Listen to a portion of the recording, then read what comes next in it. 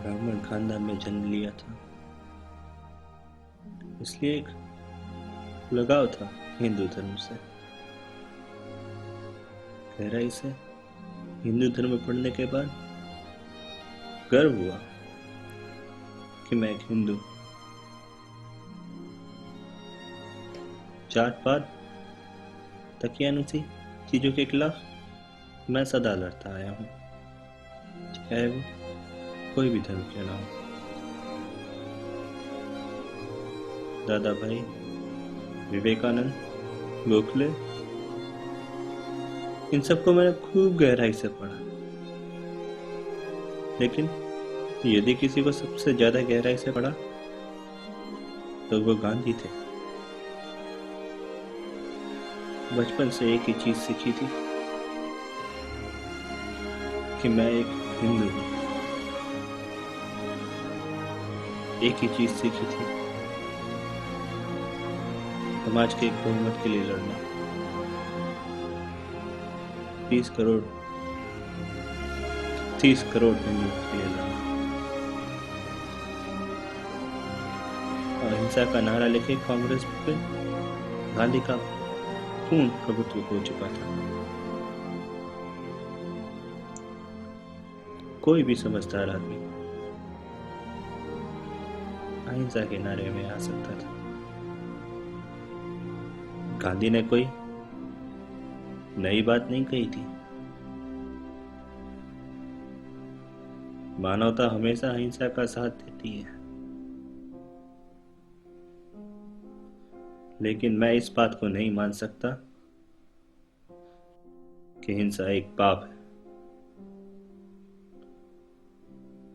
राम ने रावण को मारा था,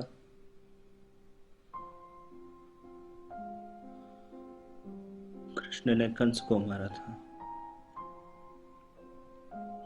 महाभारत में हिंसा हुई थी अत्याचार के खिलाफ, और मुझे पूरा यकीन है उन्हें कोई पछतावा नहीं होगा हिंसा करने पर। नजदीकी इतिहास में भी शिवाजी लड़े थे अफजल खान को भगाने के लिए। गुरु गोविंद सिंह, राणा प्रताप, ये सब लड़े थे। सबको गर्व था, किसी ने कुछ गलत नहीं किया था।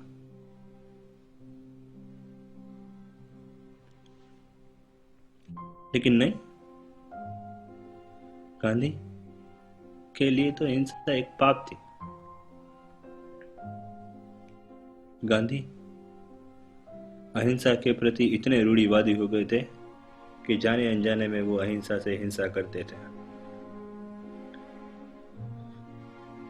देश पर आने वाली तमाम विपदाओं के लिए गांधी जिम्मेदार थे। गांधी ही जिम्मेदार थे। पिछले 32 सालों से गांधी ने मुसलमानों का ही साथ दिया। नहीं देखा गया मुझसे।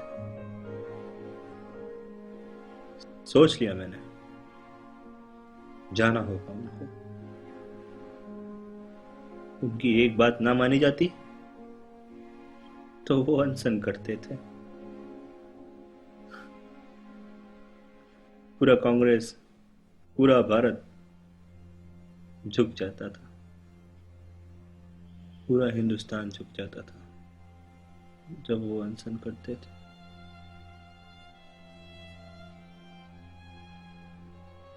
गांधी मानते थे सत्याग्रह की हार नहीं होती। सत्याग्रह कब शुरू करना है, सत्याग्रह कब खत्म करना है, ये भी सिर्फ वही जानते थे।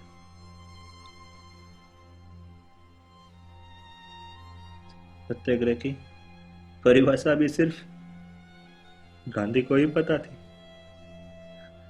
कोई नहीं जानता था कि सत्याग्रह क्या होता है।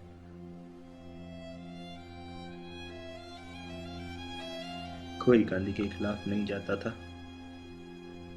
कोई नहीं।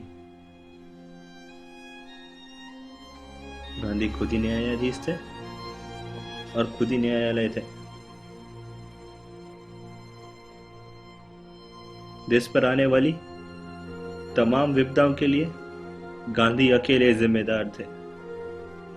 सिर्फ गांधी जिम्मेदार थे।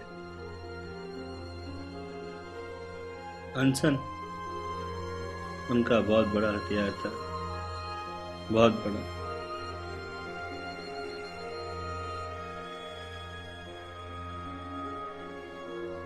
मुस्लिम लीग का इतना प्रभुत्व बढ़ गया था, कराची से बंगाल तक लाखों हिंदू मारे जा रहे थे। गांधी कभी उनके लिए अनशन पर नहीं बैठे, कभी नहीं।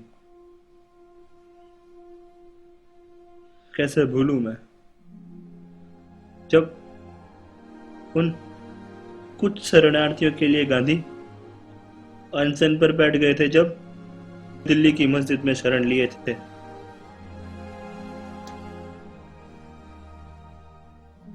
सिर्फ इसलिए कि वो हिंदू थे और मस्जिद में शरण लिए थे। गांधी कभी हिंदुओं के लिए अनशन पर नहीं बैठे। कैसे भूलूंगा। गांधी खुद जानते थे कि हिंदी हमारी राष्ट्रभाषा है। वो खुद प्रचार करते थे। मुसलमानों को मंजूर नहीं था, विरोध किया उन्होंने कहा हिंदुस्तानी हमारी राष्ट्रभाषा होनी चाहिए। मान लिया। अब भला हिंदी शब्द को सुने, हिंदुस्तानी नाम का कोई अक्षर था ही नहीं, फिर मान गए। फिर भी गांधी जानते थे कि वो गलत कर रहे हैं, बार बार हिंदुओं के साथ गलत कर रहे हैं। नहीं देखा जाता था मुझसे।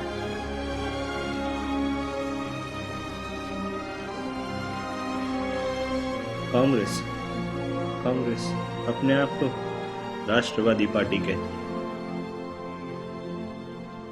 एक बार मुस्लिम लीग सरकार गिरा चुकी थी और कांग्रेस समझ चुकी थी कि पाकिस्तान बनेगा।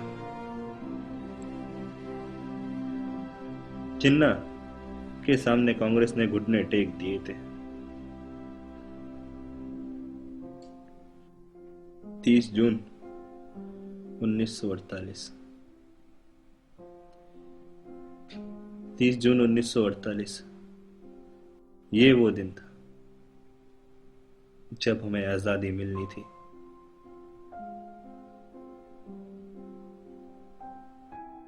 लेकिन 10 महीने पहले 10 महीने पहले ही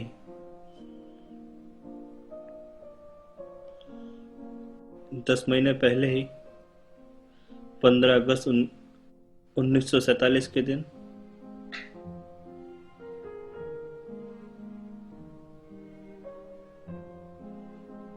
मेरे देश के 1/3 हिस्से को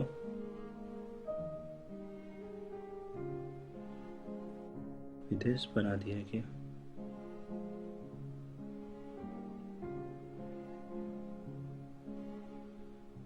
नहीं देखा गया मुझसे, नहीं देखा गया।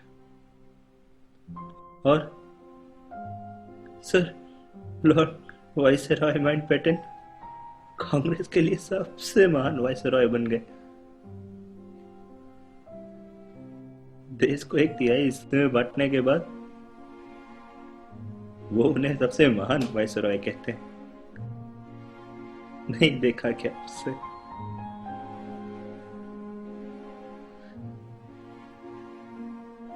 पिछले 30 सालों में ये हासिल किया गांधी ने, बांट दिया देश को। नेहरू के सामने दस्तखत हुए,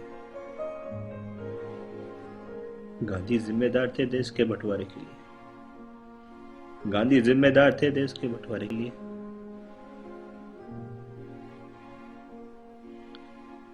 मैं जानता हूं मैंने क्या किया। मैं जानता हूं मैंने अपना वर्तमान बर्बाद कर लिया। मैं जानता हूं भविष्य भी मैंने बर्बाद कर लिया। भविष्य में भी लोग मुझे गालियां देंगे। मुझ पे कोई रहम नहीं करो। मुझे कोई गिला नहीं, कोई अफसोस नहीं, क्योंकि मेरे को इतना पता है गांधी मेरे देश के राष्ट्रपिता है ही नहीं। उन्होंने पाकिस्तान को जन्म दिया। वो पाकिस्तान के राष्ट्रपिता है। और कोई शख्सियत, कोई भी शख्सियत, चाहे वो गांधी ही क्यों ना हो, मुल्क से बड़ी नहीं हो सकती। नहीं हो सकती। नहीं हो सकती।